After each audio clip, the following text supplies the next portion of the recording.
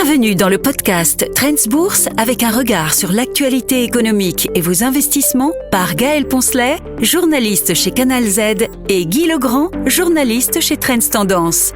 Ce podcast vous est présenté avec le précieux soutien de ING.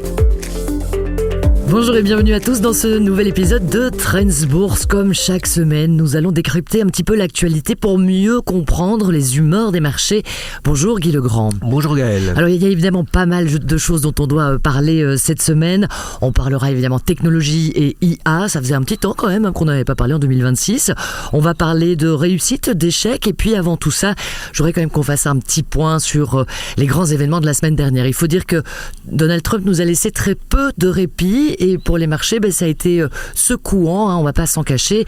Mardi dernier, quand il a été très agressif par rapport à sa volonté de récupérer le Groenland, les marchés n'ont pas apprécié, on ne va pas se mentir.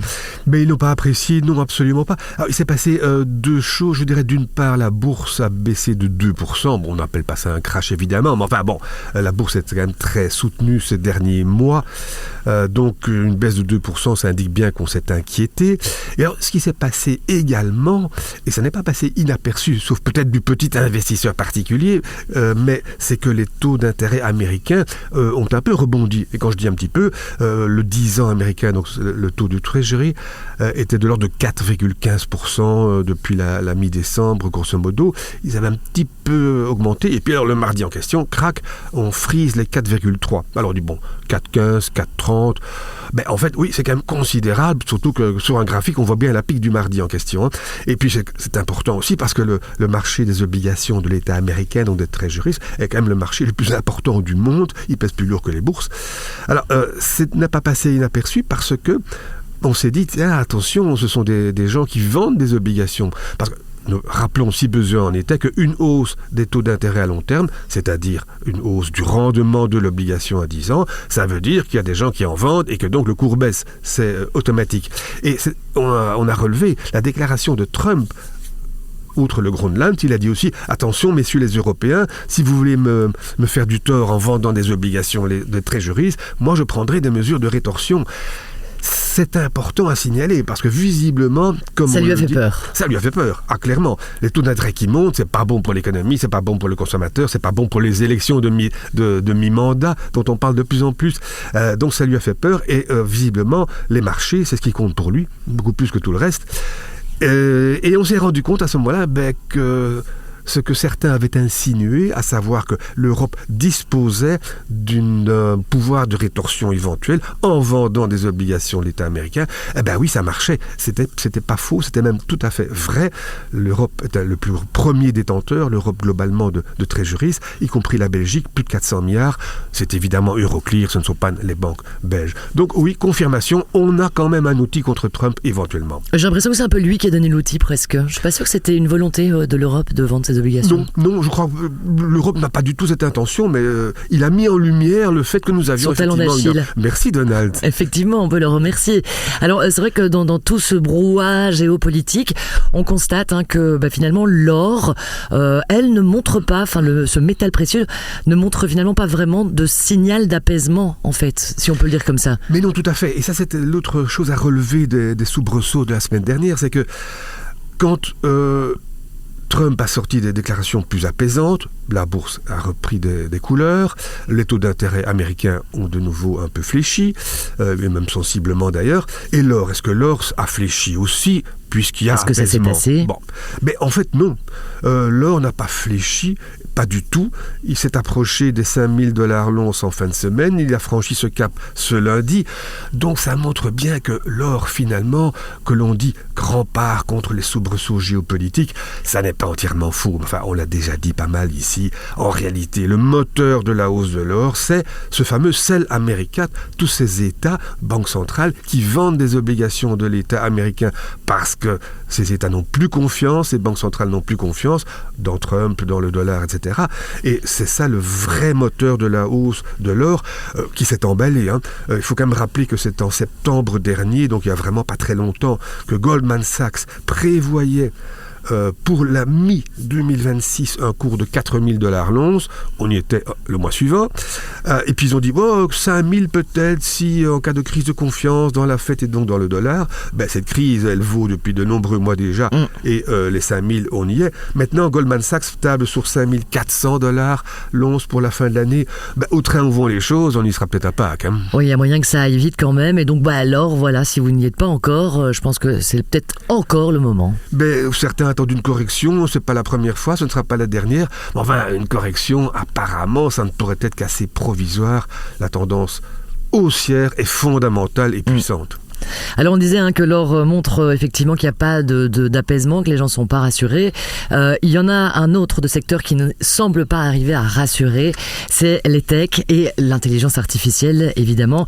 Les avis négatifs se multiplient, il y en a encore et encore sur cette intelligence artificielle. Mais oui, effectivement, alors il y a surtout eu la semaine dernière une étude de Deutsche Bank très critique sur OpenAI, en particulier la société qui est derrière ChatGPT, faut-il le rappeler. Alors, les valeurs technologiques en bourse connaissent des fortunes assez diverses. Nvidia a décroché de son sommet de début novembre, alors que la bourse continue de monter.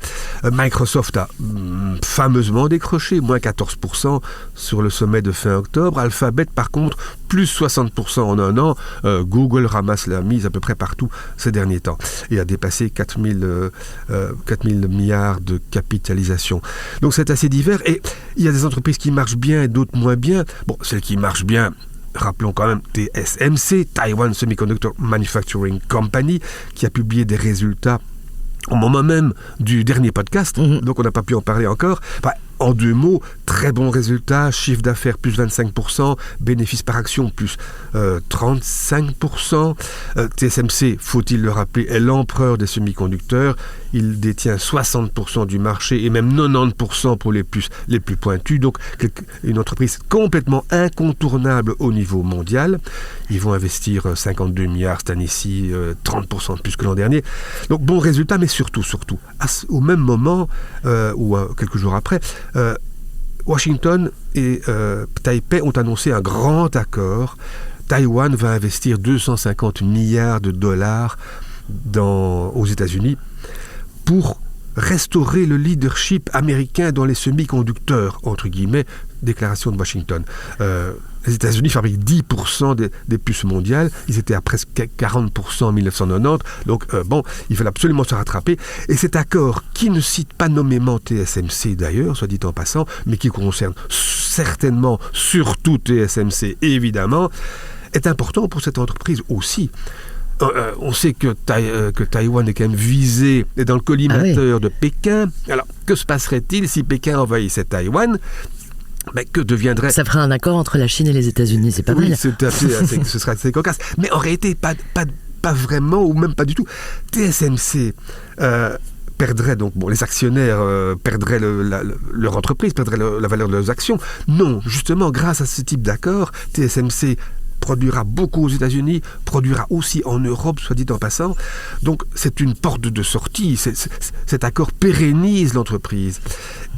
D'autant plus que, et c'est très peu connu, mais il y a 3 ans, lorsqu'il y avait de grosses tensions, elles n'ont jamais cessé, mais entre Pékin et Taipei, le patron de TSMC a dit si c'est pour prendre notre entreprise, les gars à Pékin, c'est pas la peine parce que nos usines deviendraient tout à fait non opérationnelles dès l'instant où vous mettriez le pied à Taïwan. Est-ce qu'il y a un petit bouton qui permet de tout faire sauter ? Je ne sais pas, mais donc cet accord est très très important. TSMC, les actionnaires peuvent être rassurés, l'entreprise sera pérenne même en cas d'invasion de Taïwan par Pékin. Mais tu l'as dit, il y a des entreprises où ça fonctionne, il y en a d'autres où c'est un petit peu plus compliqué. Et l'air de rien, mais c'est un peu pour le cas pour Intel qui a quand même bien du mal depuis quelques années à récupérer ses couleurs. Mais le cours d'Intel est toujours inférieur de 20% à ce qu'il était il y a 5 ans. Intel, c'est le contraire de TSMC, c'est l'ange déchu des semi-conducteurs. C'est une entreprise qui était naguère très importante, qui s'est effilochée au fil du temps. Sauf que l'an dernier, on s'est dit, attention, Intel, on va leur pêcher. Donald Trump y a investi, il a fait investir par Washington 9 milliards de dollars dans l'entreprise. Nvidia a pris une participation. SoftBank, le holding japonais, très investi dans les technos aussi. On dit, ah bon, ok, Intel est reparti. Sauf qu'en fait, ça ne marche pas du tout. Ils ont annoncé de très bons résultats fin de semaine dernière, mais ils ont dit aussi que en fait, l'avenir était un peu sombre. Et d'ailleurs, ils n'attendaient pas de bénéfices au premier trimestre de cette année, ce qui est quand même une sacrée douche froide. C'est pas pour rien que le cours a perdu aussitôt 17%. Bon. Pas de bénéfices, ça veut dire quoi? On vend pas de puces? Qu'est-ce qui se passe? Mais ce qui se passe est franchement très grave. Ils vendent des puces, oui, mais enfin, ils n'en vendent pas assez. Intel a commis une erreur monstrueuse au niveau de la stratégie. Et le marché ne s'en est pas rendu compte visiblement alors que c'était connu. Enfin bref, Intel était le roi des processeurs CPU. Ce sont les puces plus anciennes, les puces classiques. Alors que les puces les plus vendues aujourd'hui, Nvidia, c'est les GPU, puces graphiques. Et Intel a construit des usines pour des puces de l'avenir. Il y a la 14A pour ceux que ça intéresse. Bon, mais ils n'arrivent pas à les vendre. Et ce facteur aggravant, ils ont fermé leurs usines fabriquant des CPU. Or, on savait, et on s'en est fortement rendu compte l'automne dernier, que tout compte fait, on avait quand même encore drôlement besoin de ces puces CPU pour compléter les GPU. Donc, on s'est tourné vers Intel en disant « Tiens, dites bonne nouvelle pour vous, là, avec vos vieilles usines et vos vieilles puces. Eh bien, on en a besoin, figurez-vous. » Et Intel a répondu, enfin, je caricature, « Eh bien, c'est raté, les gars, c'est bien dommage, parce qu'en fait, on n'en a plus. » Alors, vous avez un marché qui demande vos produits et vous dites « Ah ben non, ce sont des vieilleries, on ne les fabrique plus. » Il y a un petit problème, et même un très très gros problème. Intel, finalement, c'est pas du tout ce qu'on espérait en matière de renouveau. Pas étonnant que Bank of America ait signalé « Je vois absolument aucune raison d'acheter une action qui affiche un rapport court-bénéfice de 90, alors que celui de Nvidia est de 25, et que Nvidia a un bel avenir, et que pour l'instant, Intel n'a pas d'avenir. » Donc un mauvais bulletin pour Intel, c'est incontestable. Il y a quand même dans l'actualité des choses positives dont on peut parler, en l'occurrence quelques introductions en bourse, et une importante introduction qui a eu lieu pas très loin à la bourse hollandaise. Oui, ça c'est quand même quelque chose qui a marqué les esprits, parce que CSG, pour Tchécoslovaque Group, est entré en bourse d'Amsterdam. En effet, c'est une entreprise donc tchèque, c'est assez clair, qui fabrique des munitions et des véhicules blindés. Alors, bon, c'est pas de la haute technologie au sens classique du terme, enfin oui, c'est aussi de la technologie, et puis c'est surtout dans l'air du temps. Personne ne se souvient d'avoir vu entrer en bourse une entreprise, non pas de défense, mais osons le dire, d'armement. Le terme est un peu moins vilain qu'il y a quelques années. Cette entreprise a levé 3,3 milliards d'euros. Et le cours a bondi aussitôt de 25 à 32 euros, donc l'action, capitalisation 25 milliards. Ben voilà, on se rend compte qu'on a changé d'époque quand même depuis la guerre en Ukraine. Entreprise d'armement qui entre en bourse, qui est plébiscitée et qui est tchèque de surcroît. Ben oui, voilà quand même quelque chose qui marque les esprits à juste titre. Oui, effectivement, c'est un tournant. Autre introduction en bourse ? Oui, il en est question, mais... sauf erreur de ma part, ça n'a pas été officialisé par D'Ieteren. Il s'agit donc de sa filiale Belron, c'est-à-dire Carglass, ce que tout le monde connaît. En fait, Belron est la filiale qui avait été mise un peu la tête à moitié sous l'eau par D'Ieteren, quand D'Ieteren a eu besoin de rentrer pour payer ce fameux super dividende suite au changement d'actionnariat. On avait dit oui, c'est bien gentil les gars, mais enfin Belron est une belle boîte, mais enfin vous lui mettez des pavés sur la tête. Ça avait un peu refroidi les analystes, et d'ailleurs le cours de D'Ieteren avait un peu flanché, enfin c'était pas vraiment emballant. Mais bon, voilà, visiblement ils jugent aujourd'hui que Belron est tellement une belle boîte que même avoir 8 milliards de dettes, ça ne les empêche pas l'entreprise de valoir 24 milliards. Dont la moitié revient à D'Ieteren, ce qui signifie qu'en fait, quand on achète l'action D'Ieteren, on a Belron et que tout le reste est gratuit, pour ainsi dire. Donc, on comprend que ça ait soutenu le cours de D'Ieteren, évidemment, d'autant qu'il y a eu des objectifs de cours relevés à 215 pour Jefferies, relevés à 248 euros pour Barclays. Bon, il est clair qu'effectivement, là, D'Ieteren a retrouvé les faveurs, même si le cours a un petit peu réagi à la baisse en ces débuts de semaine. Mais donc, voilà, D'Ieteren est une valeur qui est remise sur les rails très franchement et très spectaculairement, ce n'est certainement pas à vendre pour l'instant. Hein. Bon, on va attendre un petit peu quand même de voir, ça devrait monter encore. Mais voilà une information importante quand même, au cas où pour nos investisseurs, nos auditeurs, ça leur aurait échappé. D'Eatoren et CSG, donc, qui ont fait une entrée en bourse, ou en tout cas pas tout à fait officialisée, mais c'est un retour sur les rails. Comme tu le dis si bien, Guy, quelle leçon peut-on retenir de toute cette actualité, de tous ces événements? Quelle est la chose la plus importante que l'investisseur ne doit surtout pas oublier?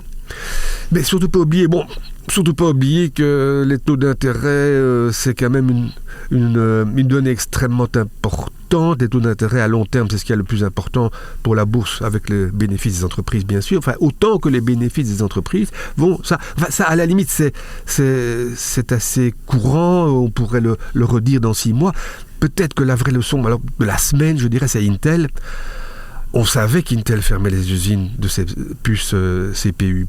On savait qu'ils avaient des problèmes avec les nouvelles puces, qu'ils ne trouvaient pas d'acheteurs. Et malgré tout, on s'est dit Intel, c'est le renouveau, Donald y investit 9 milliards, Nvidia y investit aussi. Mais oui, mais on n'a pas été voir l'entreprise, voir ce qui se passait dans l'entreprise, et on y a cru, alors qu'en réalité, si on avait été toqué à la porte et dire « vous permettez que je jette un coup d'œil », on se serait rendu compte qu'on était très, très, très loin de compte. Excès de confiance. Excès de confiance, absolument. Et alors, c'est pas parce que Nvidia investit, c'est pas parce que Donald Trump investit que pour ça, ça va marcher du jour au lendemain. Donc, méfiance à l'égard d'un optimisme qui visiblement ne repose sur rien et dont on pourrait savoir qu'il ne repose sur rien. Eh ben, merci beaucoup, Guy, et on va terminer ce podcast avec une autre bonne nouvelle, puisqu'à partir du mois de février, nous aurons le plaisir de retrouver nos éditeurs, non pas tous les 15 jours, mais bien toutes les semaines, pour leur permettre effectivement d'être au fait de l'actualité des marchés et pouvoir anticiper les tendances. On se retrouvera donc tous les lundis matins dès 6h pour faire un petit point sur l'actualité économique. Je dis youpi et à la semaine prochaine. Merci beaucoup, Guy. Au revoir. Au revoir, Gaël. Nous écoutons maintenant l'intervention d'un expert en investissement de ING avec son analyse de la situation économique actuelle. Bonjour à tous. Alors aujourd'hui, je voudrais évoquer avec vous la saison de publication des résultats d'entreprise pour le 4e trimestre qui bat son plein aux États-Unis. Alors cette semaine est particulièrement importante puisque plus de 100 entreprises du S&P 500 représentant plus de 30% de sa capitalisation boursière vont publier leurs résultats et parmi elles, on retrouve notamment plusieurs grands noms du secteur technologique comme Meta, Microsoft ou encore Apple. Alors pour le 4e trimestre, les analystes s'attendent à une croissance bénéficiaire d'environ 10% aux États-Unis. Jusqu'ici, la tendance est plutôt positive, puisque les 49 entreprises qui ont déjà publié, dont de nombreuses banques, parmi elles, 84% ont dévoilé des chiffres meilleurs qu'attendus, avec une hausse moyenne de 17%. Il est évidemment trop tôt pour tirer des conclusions définitives, c'est pourquoi les prochains jours seront particulièrement important. Et ce d'autant plus qu'une croissance bénéficiaire en ligne, voire supérieure aux attentes, est nécessaire pour permettre aux indices boursiers de poursuivre leur progression en 2026 et en même temps rassurer les investisseurs face aux craintes de bulles spéculatives dans le secteur technologique. En effet, le S&P 500, comme la plupart des indices boursiers mondiaux, se négocie actuellement à des niveaux de valorisation supérieurs à sa moyenne historique. Alors d'un point de vue sectoriel, le constat est tout à fait similaire, même si le secteur technologique se démarque avec un ratio cours-bénéfice nettement plus élevé à près de 24 fois les bénéfices attendus. Heureusement, les perspectives bénéficiaires restent globalement favorables puisque les analyses tablent sur une croissance des bénéfices de 15% pour les actions mondiales en 2026. Il existe évidemment des différences importantes entre les régions et les secteurs. D'un point de vue régional, ce sont les pays émergents qui se distinguent à une croissance bénéficiaire attendue de 20%, contre seulement 12% en Europe. C'est d'ailleurs l'une des raisons pour lesquelles nous privilégions les marchés émergents. Sur le plan sectoriel, le secteur technologique continue de se démarquer avec une croissance bénéficiaire attendue en 2026 de plus de 30%. Dans ce contexte, nous restons positifs sur le terme technologique au sens large, même si nous avons pris une partie de nos bénéfices sur le secteur des services de communication, un secteur lié à la tech dont les performances boursières s'éloignent aujourd'hui quelque peu des fondamentaux. En 2026, restons donc plus que jamais attentifs à la dynamique de croissance des bénéfices des entreprises. Ce sont eux qui porteront les marchés plus haut et déclencheront évidemment des arbitrages, soit régionaux, soit sectoriels chez les investisseurs. En attendant, je vous donne rendez-vous dans 2 semaines pour un nouveau podcast. Voilà pour cet épisode du podcast Trends Bourse. Vous trouverez plus d'astuces, de conseils et d'analyses pour vos investissements chaque semaine dans Trends Tendance. Ce podcast vous est présenté avec le précieux soutien de ING.